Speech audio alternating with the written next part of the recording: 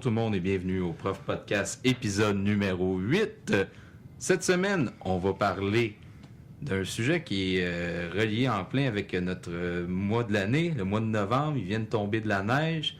On est dans les rencontres de parents, les bulletins. C'est de ça qu'on va parler aujourd'hui.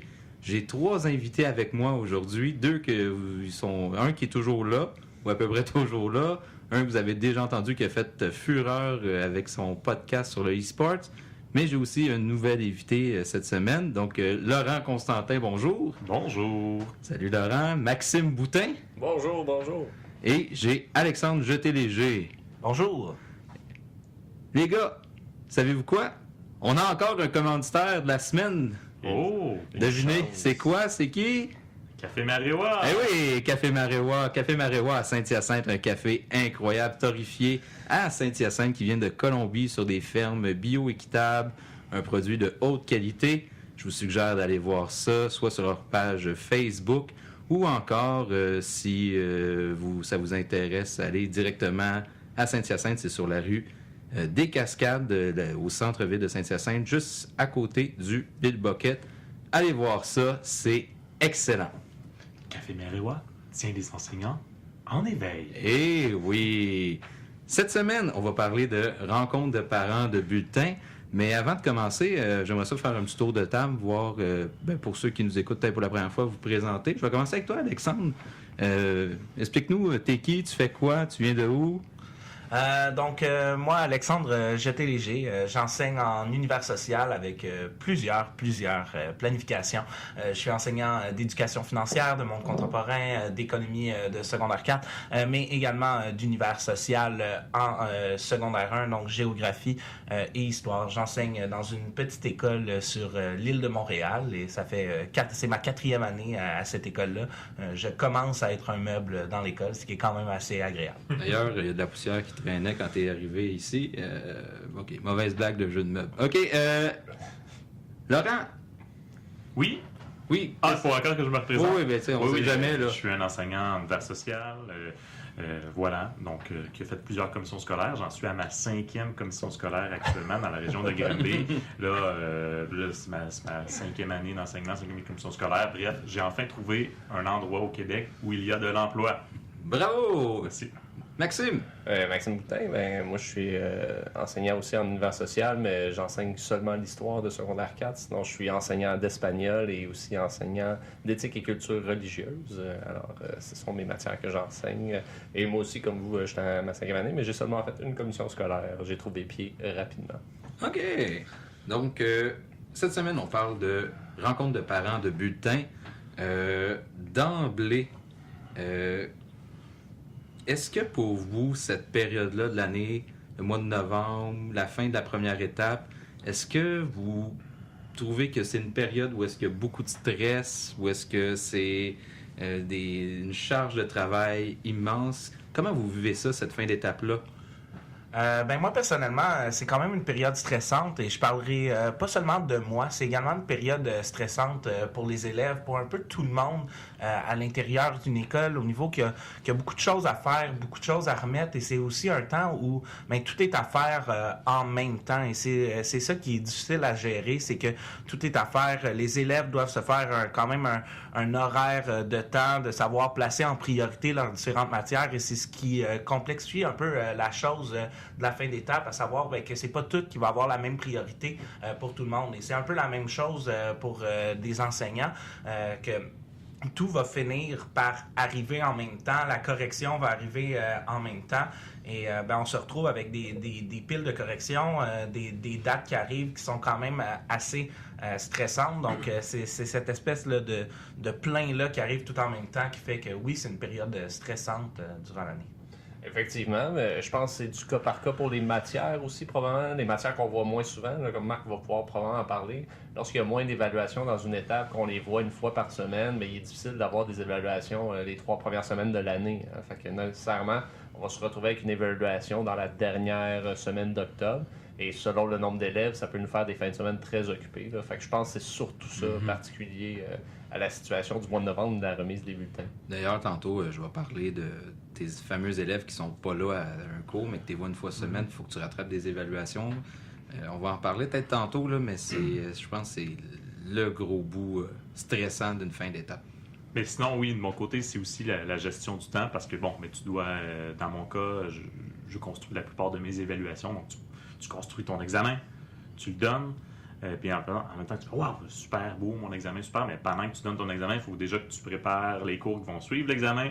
Il faut que tu commences à corriger l'examen, il faut que tu prépares tes bulletins, il faut que tu rentres plein de commentaires. En tout cas, donc oui, en effet, c'est beaucoup la gestion du temps et on travaille beaucoup plus d'heures durant les dernières journées, dernières semaines d'une étape. D'autant plus, des fois, on n'a pas tout le temps une journée pédagogique ou une journée de congé qui suit la fin d'étape ou du moins qui précède le dépôt des bulletins. Donc, ça peut compliquer encore plus les choses. Voilà. Tu sais, le fameux deadline de faut que tu rentres tes notes pour vendredi à 4 heures. Ouais. Puis là, le lundi, tu te rends compte qu'il te manque déjà 4 travaux dans tel groupe.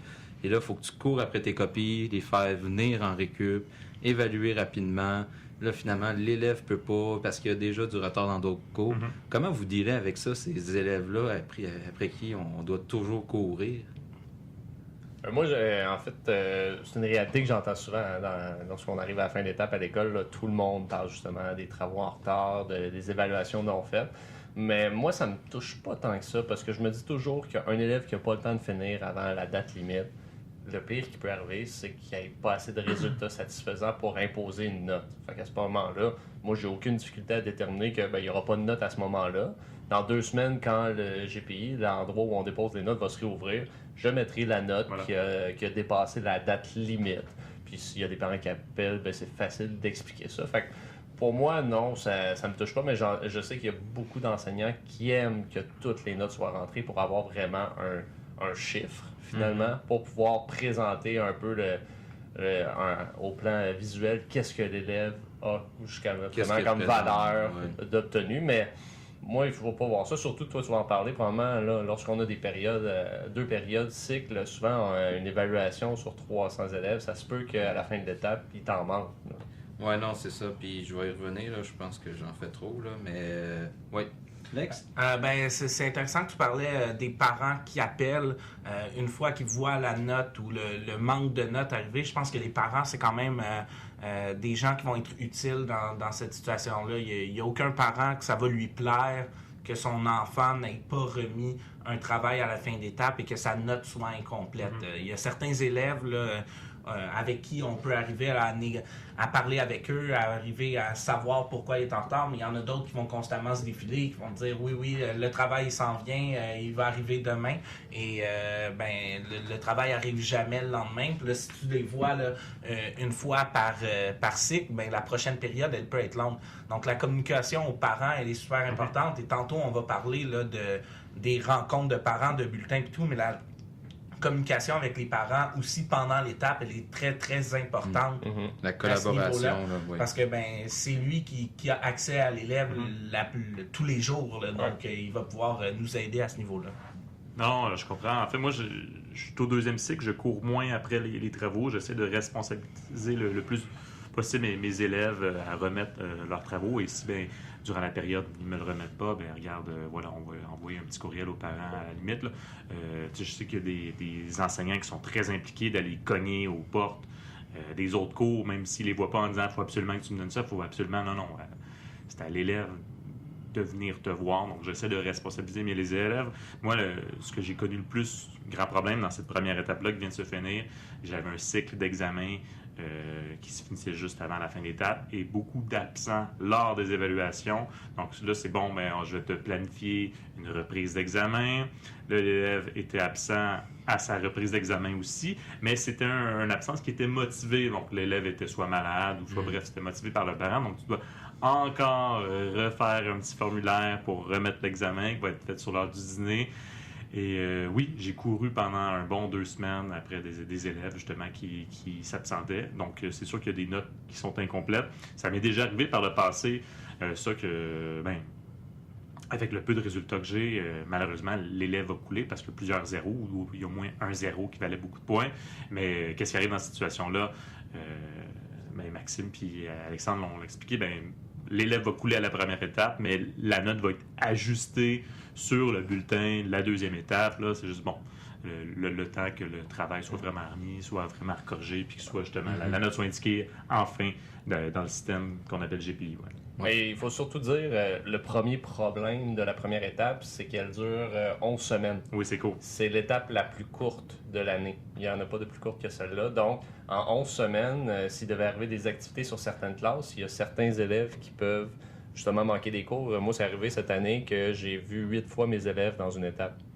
8 fois en 11 semaines. En éthique, là? Oui, moi c'était en espagnol, mais c'est dans la même situation. Chose, ouais. Non, le temps que tu enseignes, Donc, c'est ça. faut qu'il y ait des évaluations. 8 cours. Moi, pour 8 cours, il y avait une évaluation. Là, Ben, exactement. Fait que c'est pour ça que aussi, je comprends les professeurs qui sentent la panique de devoir, le devoir, la responsabilité de remettre un résultat. Laisser des classes, comme on dit. Mais comme je dis, faut aussi être conscient de la réalité. Là. Je pense on se met beaucoup de pression sur les épaules. Est-ce que c'est une pression qui est nécessaire?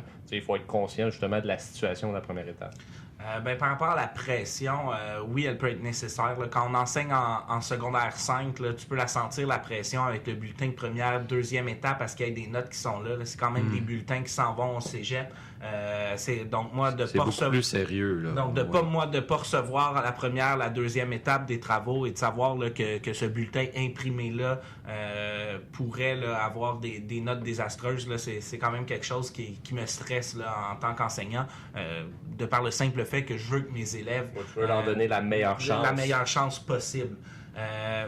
On parlait beaucoup de zéro, on parlait beaucoup de qu'est-ce qu'on fait avec ça. C'est quoi, vous, la politique à votre école par rapport aux travaux en retard? Est-ce que, justement, vous mettez zéro quand le travail n'est pas là? Donc, c'est quoi, comment ça fonctionne à vos écoles, vous?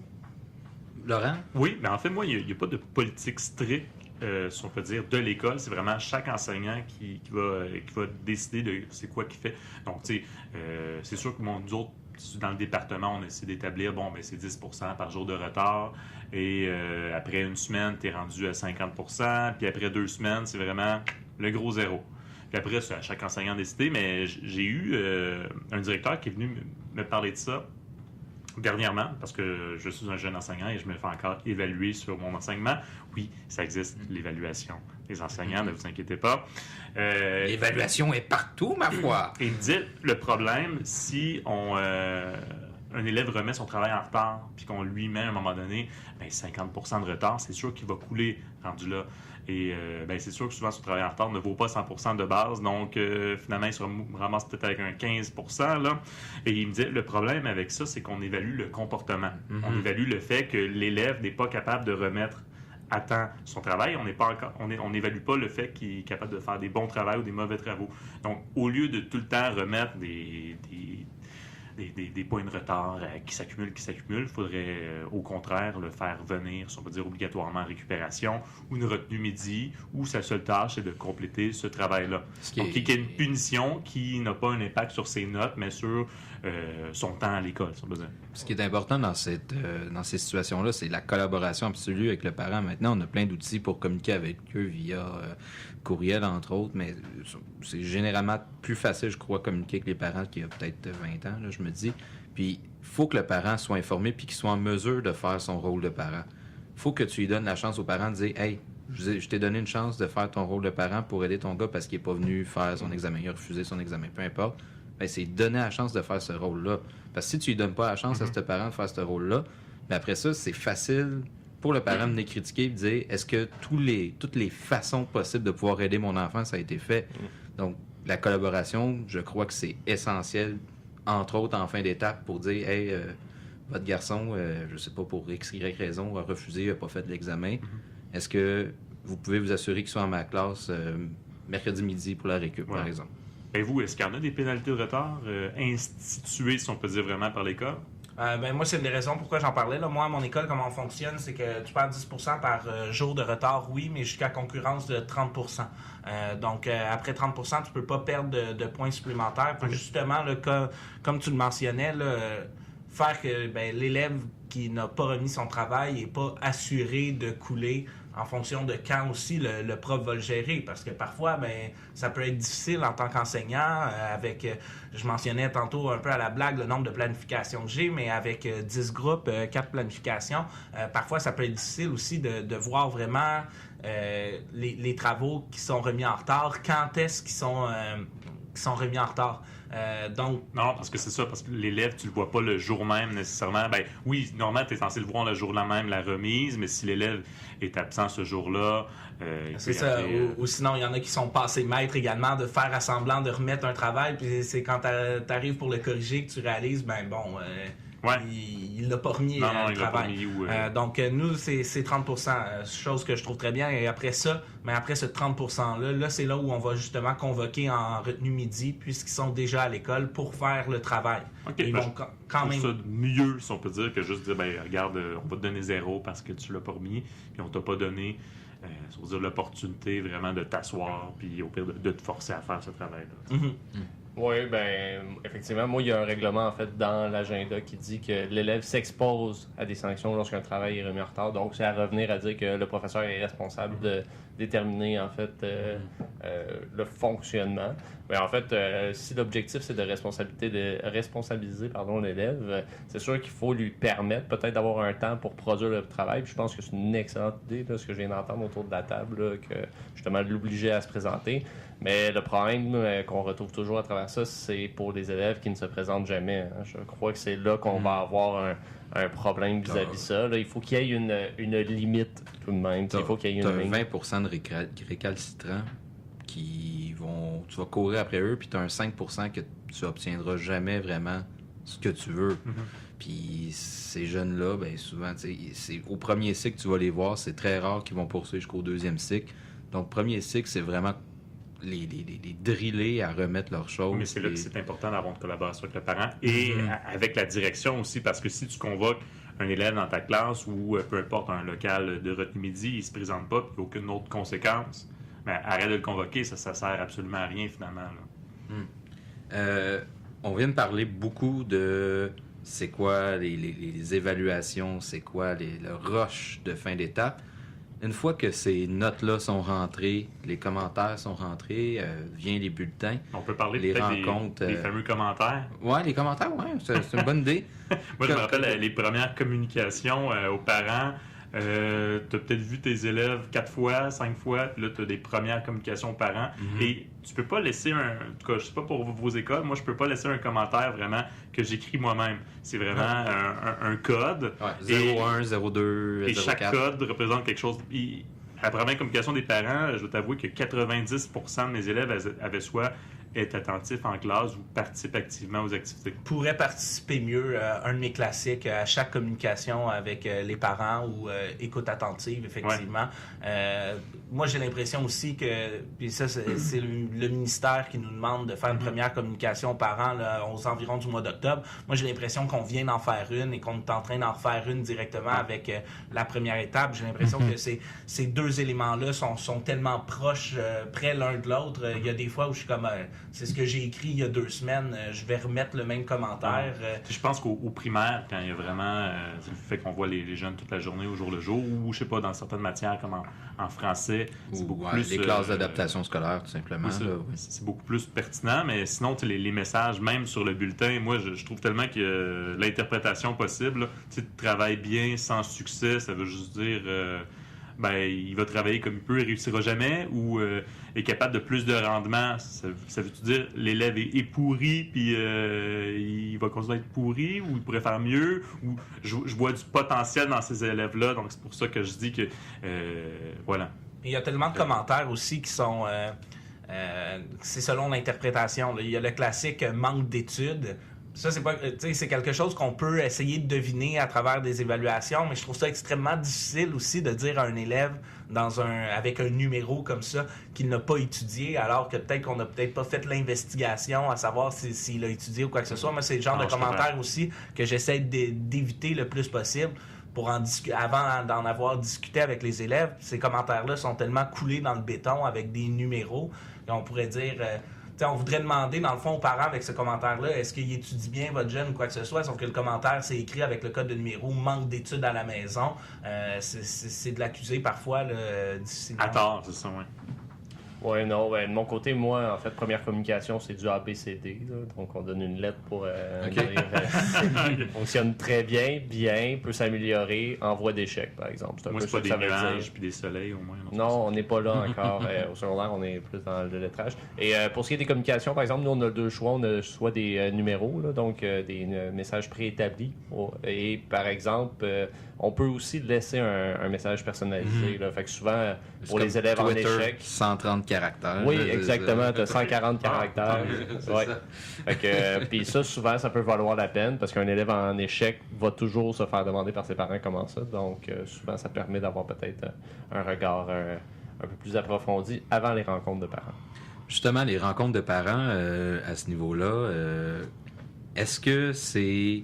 Moi, ça me fascine toujours de voir des profs là, dans la salle des profs, là, les 10 minutes avant d'aller justement s'installer dans nos classes au gymnase, que tout le monde, on dirait, court partout, sont stressés. Est-ce que vous le vivez un peu de même, vous, c'est le stress de parler aux parents, j'allais dire affronter, mais c'est parler, collaborer avec les parents, parce que moi, ce qui me fascine, jadis, j'ai déjà été vendeur, je vendais toutes sortes de choses, puis j'ai l'impression que... Téléphone cellulaire. Ah oui, les meilleurs 8 mois de ma vie. J'ai l'impression que c'est un peu être un peu vendeur de sa matière, peut-être. C'est peut-être prouver qu'on veut travailler, collaborer avec eux, on a le même intérêt en commun d'aider leur enfant. Je sais pas comment vous voyez ça. Là. Est-ce que c'est stressant? Moi, le truc le plus stressant par rapport à ma réunion de parents, c'est qu'il y a une politique à mon école où dès qu'on reçoit des parents, on doit porter la cravate. Et j'ai encore besoin de tutoriels sur Internet pour faire des nœuds de cravate. Donc, je vous dirais que c'est le moment le plus stressant dans les 10 minutes avant. Là. Ouais. Je peux comprendre une première année, lorsqu'on est un jeune enseignant, la première fois qu'on rencontre des parents, je pense que là, on ressent un peu de la pression. Mais je pense qu'avec les années, tranquillement, là, ça fait plusieurs années déjà que je fais des rencontres de parents. Ça commence à être routinier. Puis c'est souvent de plus en plus facile de cerner les problèmes de leur enfant et de présenter souvent un vrai portrait. Hein, parce que souvent, à travers des points, c'est difficile d'avoir un vrai portrait de son enfant. Puis souvent, les parents sont les premiers à dire qu'ils ne voient pas leurs enfants travailler à la maison nécessairement ou sont dans leur chambre. Fait que souvent, ils ont un portrait qui est externe à ce qu'ils voient à la maison. C'est ça, tu leur apprends que oui, je donne des devoirs, mais il n'y a jamais de devoirs. Hein? Il y en a. Tu sais. Et c'est quelque chose qu'on parle souvent là, de la différence entre ce qu'on voit à l'université, la réalité en tant qu'enseignant. C'est pas quelque chose que nécessairement tous les étudiants en éducation voient avant. Parfois, on tombe chanceux et durant un stage, il y a une réunion de parents qui fait qu'on va être là, mais c'est pas nécessairement le cas qu'on va être présent en stage durant un moment de rencontre de parents. Donc ça, c'est dans la réalité là, entre l'université et le début de carrière. Parfois, ça peut être assez difficile. Mm-hmm. Ben, justement, d'ailleurs, moi, cette semaine, en fait, ce jeudi, je vais connaître ma vraie première rencontre de parents en tant qu'enseignant. Bon, j'en ai connu une autre l'an dernier, mais j'enseignais l'éthique et culture religieuse et souvent, je voyais les parents de mes élèves passer devant moi sans s'arrêter. Ou s'ils s'arrêtaient, c'est parce qu'ils attendaient pour un autre enseignant. Fait que, ton prof d'éthique, il est là, puis il est disponible, là. On peut s'arrêter de toute façon, si tu veux. Puis, on les voit pas souvent, nos élèves en éthique, souvent, donc on a moins de choses à dire aux parents. Et c'est aussi que la plupart des parents qui étaient venus me voir, c'est des parents d'élèves qui réussissaient bien dans mon cours, donc tu as beaucoup moins de choses à dire. Quelqu'un qui a de la difficulté ou quelqu'un qui est simplement un échec. Et là, contrairement à ça, cette année, là, j'enseigne l'histoire sur la 4, qui est une matière obligatoire. Sanction ministérielle. Oui, pour avoir le diplôme d'études secondaires. Donc, je m'attends à avoir un peu plus de parents, parce que oui, tu sais, il y a des élèves qui réussissent très bien, mais voilà, j'ai un parfait écart type dans ma classe, du monde qui réussit très bien, du monde qui coule d'aplomb également. Ouais. Ouais. Moi, c'est plus une question pour vous, messieurs. En pourcentage, combien de parents se présentent vis-à-vis votre nombre d'élèves? Sur tes 300 élèves, combien de parents se présentent? Si j'ai 10%, c'est bon, je sais pas. 7%, 8%, peut-être, je sais pas. Peut-être moins que ça. Toi, Alexandre, je pense que c'est un peu différent. Moi, c'est assez différent comment ça fonctionne à mon école. Si je fais des blagues à propos de la rencontre de parents, c'est que c'est vraiment pas un moment stressant. Pour moi, du moins, la première l'était. Comment on fonctionne, c'est que dans le fond, à mon école, on a un programme de tutorat. En début d'année, on se fait associer à 20 élèves qui ont le choix parmi tous leurs enseignants pour décider qui seront leurs tuteurs. Donc, ils envoient à la direction une liste de 4 enseignants qui aimeraient avoir comme tuteurs. Et là, on se fait placer selon les choix de nos élèves. Et ces élèves-là, on les rencontre une fois par cycle ou une fois aux 2 cycles, selon le cycle du secondaire où il est. On a un moment privilégié avec eux où on discute justement constamment de leur suivi scolaire, leur suivi à la maison, leur suivi comportemental, comment ils vont et tout. Donc, au départ, on a cette formule-là qui fait qu'on a certains élèves de qui on est vraiment plus proche et qu'on connaît un peu plus leur situation particulière. Mais mettons que tu as des élèves en difficulté, quoi que ce soit, est-ce que tu sens comme enseignant, tuteur, peu importe, est-ce que tu sens que tu as des comptes à rendre? Puis la question se poserait aussi pour les autres, là? Après ça, oui, il y a des comptes à rendre avec des élèves qui sont plus en difficulté. C'est sûr qu'il y en a que le tutorat, leurs rencontres sont assez difficiles de les rencontrer à ces moments-là. Ils oublient, c'est le matin, ils trouvent ça difficile. Mais après ça, c'est aussi d'être créatif en tant que tuteur, de savoir comment les rencontrer, comment s'assurer qu'ils font du progrès tout au long de l'année. Comme j'ai dit, c'est des élèves avec qui on a une relation un peu plus particulière. Là, j'en ai seulement 20. J'ai quand même environ 200 élèves, mais j'ai ces 20-là que eux, quand je les vois, c'est un peu plus spécial. Donc, oui, on a des comptes à rendre. Oui, c'est sûr que de voir, si, admettons, je voyais que mes 20, ça allait tout croche, que j'avais un tutorat plus difficile à ce niveau-là, c'est quelque chose qui pourrait m'atteindre. Mais habituellement, c'est plus une relation d'aide et les élèves le voient comme ça. Pour revenir à la réunion de parents, c'est que moi, dans le fond, les parents que je vais rencontrer à ma réunion de parents qui est jeudi et vendredi prochain, ce n'est pas les parents de tous mes élèves, mais ce sont les parents de mes 20 élèves de tutorat que je vais avoir à rencontrer seulement. Et tous mes collègues ont seulement ces 20 parents-là à rencontrer. Donc, les autres parents ne pourraient pas venir te voir. Ils peuvent prendre un rendez-vous spécial s'ils sentent que c'est vraiment nécessaire, là, mais admettons, là, ça va être ma 4e rencontre de parents. Là, j'ai déjà un peu mon horaire parce que ça fonctionne par rendez-vous. Ils ne débarquent pas quand ils veulent non plus, ce qui enlève aussi au stress. On sait qui va venir nous rejoindre. On sait c'est quoi qui nous attend. Donc, oui, il y en a qui pourraient le faire, mais c'est arrivé, je crois, 2 fois dans les 3 dernières années là, qu'il y a des parents qui sont comme moi, je veux vraiment prendre un rendez-vous parce que ça va pas. Donc, ça demande plus de préparation, par contre, avant. Cette semaine, là, moi, c'est une grosse semaine qui s'annonce pour moi, étant donné que c'est la rencontre de parents. Lundi, mardi, je reste après l'école avec tous mes collègues. On reste tout le corps enseignant pour pouvoir discuter de tous les cas d'élèves. Donc, moi, je vais rencontrer tous mes collègues avec qui j'ai des élèves en commun pour que eux me posent des questions à propos de leurs 20 et que moi, je pose des questions à propos de mes 20. Donc oui, c'est plus de travail en amont, mais par contre, quand la rencontre de parents arrive, moi, j'ai un portrait dans toutes les matières de ce que l'élève donne. Donc moi, c'est moi qui ai un peu l'intermédiaire entre tout le corps enseignant et les parents. Donc ça permet de discuter, puis en même temps, comme j'ai dit, puisqu'on a une relation particulière avec l'élève, ça permet aussi de voir les différences. Donc, j'ai parfois des élèves qui ne fonctionnent pas dans un cours en particulier.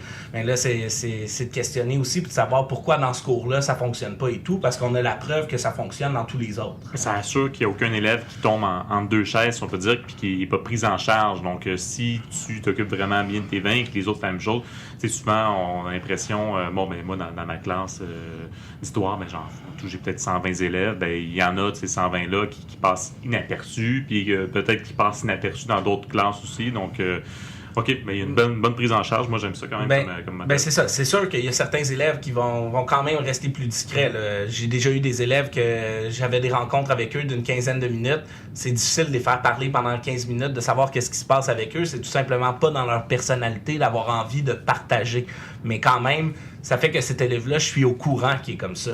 Donc, oui, ça permet justement là, un suivi particulier. C'est vraiment un programme là, que j'adore à mon école, que je pense que beaucoup d'écoles devraient s'inspirer parce que justement, mais comme tu as dit, ça permet un suivi particulier. Puis après ça, il faut être créatif aussi. Là. J'ai déjà eu des élèves où je faisais des rencontres à leur casier après l'école pour s'assurer que ils mettaient tout dans leur sac. C'était des élèves de premier cycle avec un problème d'organisation important. Je l'avais ciblé. Puis il y a des problèmes qui sont réglés là, pour cette raison-là. Donc, je pense que c'est un rôle qui est super le fun et ça rend la réunion de parents beaucoup moins stressante également là, de par la formule. Oui, et sur tes 20 élèves tuteurs, est-ce que tu as 20 parents normalement qui se présentent? C'est vrai que c'était la question de départ. Donc, je dirais, ça fait 2 ans que je suis au 2e cycle. C'est sûr qu'au 2e cycle, j'en ai un peu moins. Il y a beaucoup de parents qui ont un peu lâché prise par rapport à leurs élèves de 2e cycle. Mais si je regarde, là, quand j'ai regardé mon horaire, j'avais déjà 10 rendez-vous de cédulés sur mes 20 élèves vendredi dernier, alors que c'est jeudi et vendredi de la semaine prochaine que des élèves de 4 et 5. Donc, je peux dire là, que ceux que je ne verrai pas, là, si je me fie aux dernières années, il y en a peut-être 2, 3 que je ne verrai pas. Des fois, c'est des conflits d'horaires que je vais finir par rencontrer plus tard, mais il va peut-être en avoir 2 qui sont juste pas intéressés. Donc, c'est quand même 80% des parents tuteurs que tu vas voir au minimum. Effectivement. Puis c'est comme ça pour la plupart de mes collègues. Et le fait aussi que c'est par rendez-vous qu'ils décident l'heure à laquelle ils vont rencontrer l'enseignant plutôt que de faire une file et d'arriver à l'école en se disant, prof de français, il y a peut-être une demi-heure d'attente, est-ce que je l'attends ou non? Je pense que ça fait aussi que ça donne beaucoup plus le goût d'y aller. Est-ce que dans les rencontres de parents, en fait, comment on fait ça, dans les rencontres de parents, de discuter de comportement avec l'enfant, disons un enfant turbulent dans notre classe qui se désorganise, qui est tout le temps sorti, comment on aborde ça avec le parent ou les parents qui viennent nous voir, sachant que ça peut être peut-être un sujet tendu? Comment on fait ça? C'est assez délicat parce que moi, l'an passé, justement, je devais parler des problèmes de comportement d'un élève. Et je ne sais pas si c'est de tradition dans toutes les écoles, mais l'école où je suis, les élèves viennent souvent avec leurs parents pendant la rencontre. Et je devais discuter du fait que la personne, je l'avais expulsée à quelques reprises, prendre un comportement, parle quand c'est au mauvais moment, arrive en retard continuellement.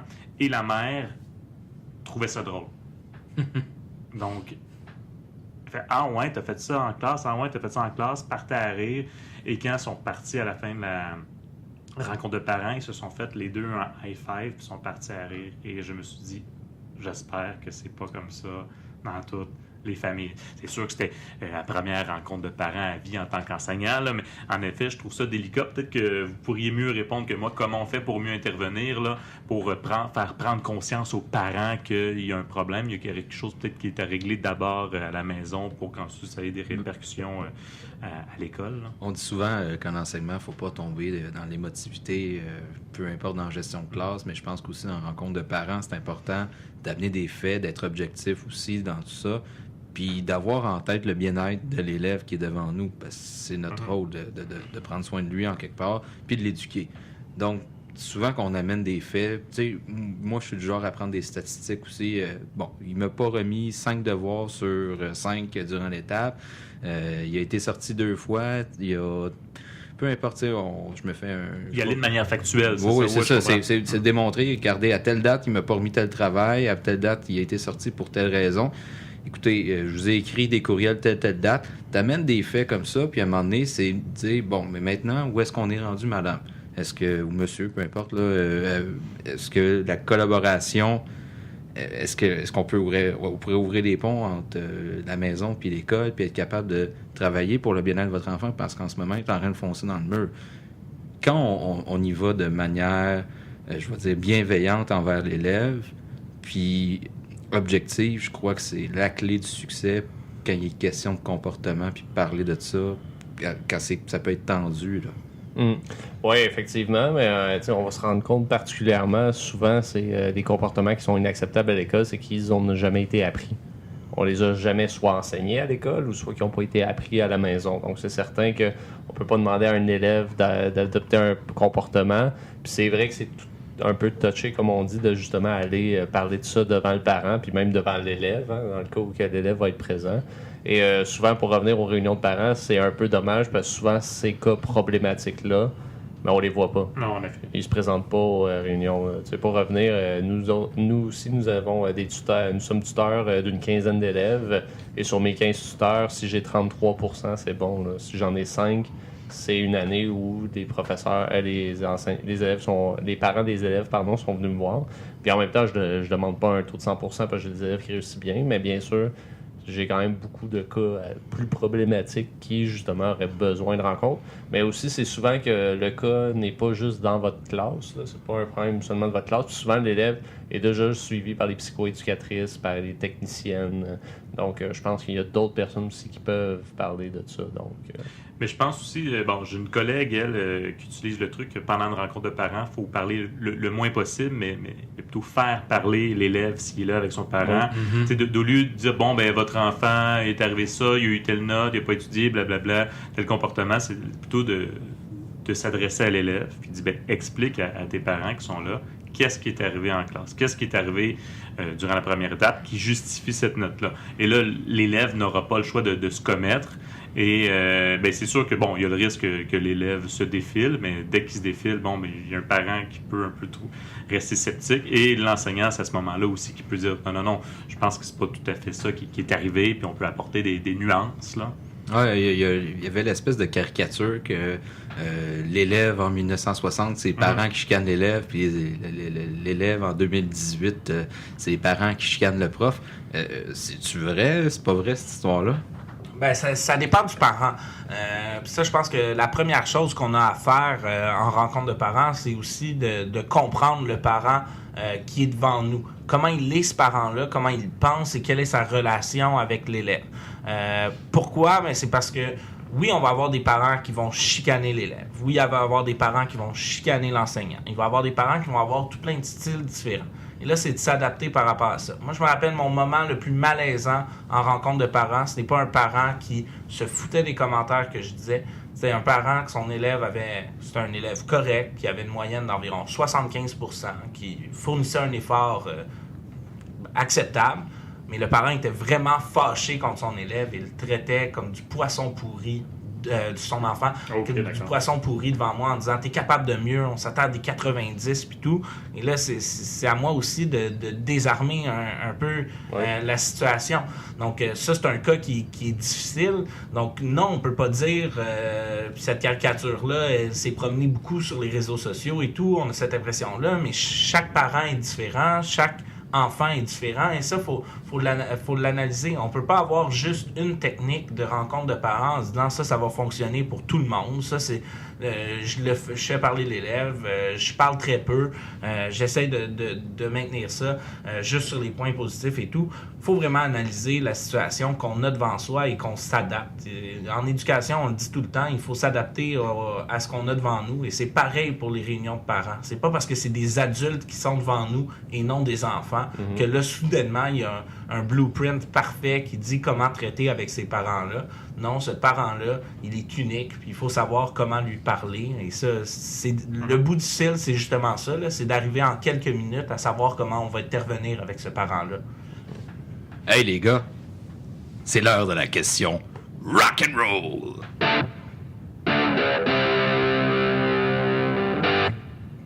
On va faire un tour de table pour terminer le podcast. Et oui, ça va déjà très vite.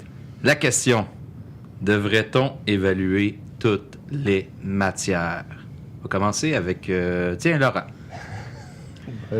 Oui, je crois. Oui, moi, je suis la personne. C'est sûr, je pense qu'il ne faut pas trop surévaluer. Là. Moi, des fois, qu'il y ait comme 6 évaluations dans une même étape, des fois, je trouve ça un petit peu trop. Il faut pas voir vraiment l'évaluation comme le bâton et la carotte, peu importe. C'est-à-dire, tout ce que je vous enseigne, il faut que vous soyez attentif en classe parce qu'il y a une évaluation qui s'en vient. Je ne crois pas qu'il faut que ça serve à ça, l'évaluation. Mais oui, je crois qu'il faut que toutes les matières soient évaluées de toute la même façon. Non, je ne crois pas. Faut savoir varier ces évaluations, que ce soit en histoire, que ce soit en français, que ce soit en anglais, en éthique. Je pense pas qu'il faut que ce soit juste des examens ou juste des projets ou juste des présentations orales. Faut savoir varier. C'est surtout ça, je crois, la clé, mais à mon sens, il faut évaluer, que ce soit connaissance ou compétence. C'est ça, des fois, ça va être une évaluation pratique, des fois, ça va être une évaluation plus théorique. Je laisse la parole aux autres. Max? Comme Laurent a mis le point, en fait, sur la chose, le nombre d'évaluations, je pense que c'est ça qui est important. Est-ce que toutes les matières doivent être évaluées? Je crois que oui. Mais il faut s'assurer de respecter un cadre qui est universel dans l'école, mais qui est universel même au sein du Québec. Quelqu'un qui enseigne l'histoire, par exemple, qu'il soit, je sais pas, sur la Côte-Nord ou à Montréal, devrait avoir les mêmes normes d'évaluation. Pas nécessairement les mêmes évaluations, mais il doit avoir absolument les mêmes normes. Fait que je pense que oui, mais il faut s'assurer de l'universalité, en fait, de l'évaluation. Parce que souvent, on entend toujours parler de l'éducation physique, par exemple, comme étant une matière où l'évaluation est abstraite un peu. Hein? L'éducation physique, souvent, ce qu'on entend, c'est que l'effort est évalué, chose qui est évaluée dans aucune autre matière, parfois. Oui, ça revient au comportement, quasiment. Ça serait assez intéressant dans un podcast futur sur l'évaluation, justement, d'inviter un enseignant d'éducation physique, parce que leur réalité est tellement différente. Je pense que dans toute école, en tout cas, les enseignants d'éducation physique devraient parler dans beaucoup de comités. Pourquoi? Parce que souvent, ils ont une réalité différente. Nous, à notre école, on en a un qui s'implique beaucoup dans les différents comités. Et quand sa voix est entendue, on est comme « Oh, OK, c'est important de l'entendre. » Je pense qu'en même temps, un prof d'édu, c'est peut-être comme un prof finalement d'art dramatique, de musique ou d'art plastique. Il suffit d'avoir peut-être une grille de correction qui est adaptée à sa matière. Mais c'est sûr que aussi on attend peut-être en 2018 un prof d'éducation physique, pas juste qui évalue un lancer de ballon ou l'attitude d'équipe, mais qui soit capable d'évaluer aussi tout plein de comportements. C'est pour ça qu'on appelle ça aujourd'hui l'éducation physique et la santé, là. Donc, il y a tout un volet. Moi, je me rappelle au secondaire, on avait vraiment des examens théoriques sur c'est quoi les différentes règles au basket ou au soccer, par exemple. Donc, je pense qu'il y a tout le temps une façon d'évaluer. Il ne faut pas que ce soit nécessairement quelque chose qui nécessite une grande étude, beaucoup d'études, ces choses-là, mais je pense qu'il y a toujours un moyen.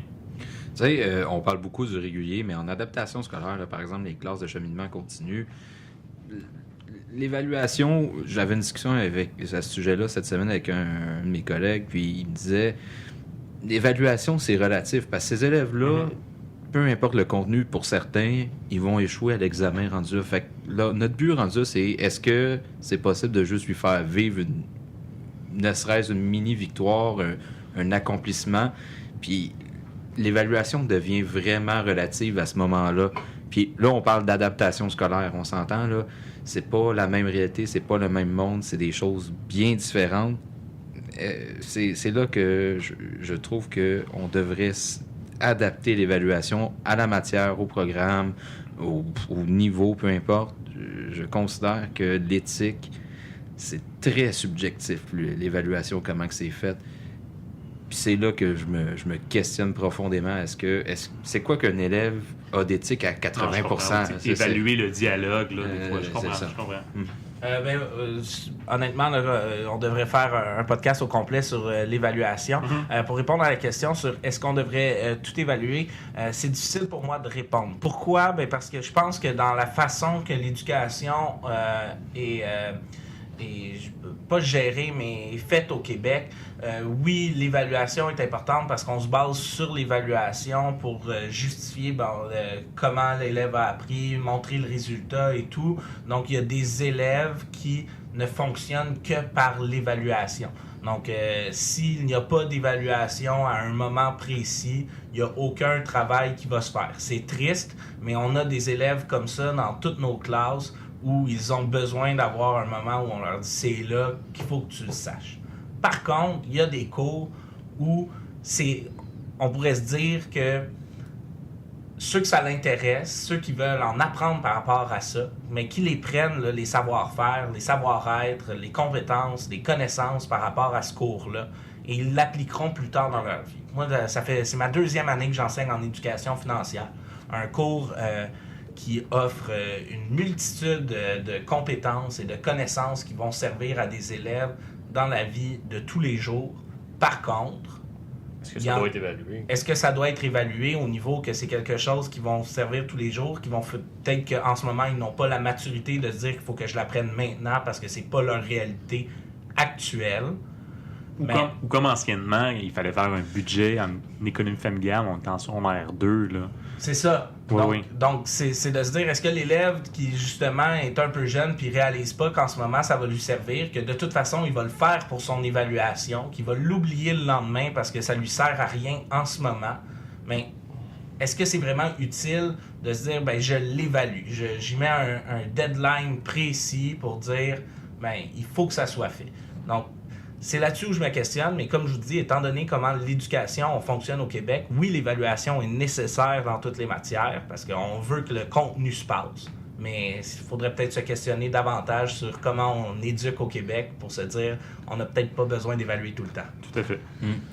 Hey, on va arrêter ça là-dessus. Laurent Constantin, merci beaucoup. Ça fait bien plaisir. Maxime Boutin, merci de ta participation. N'importe quand, chez vous, chez nous. Oh, chez vous, chez nous. OK. Oui, Alexandre Jeté-Léger, merci beaucoup.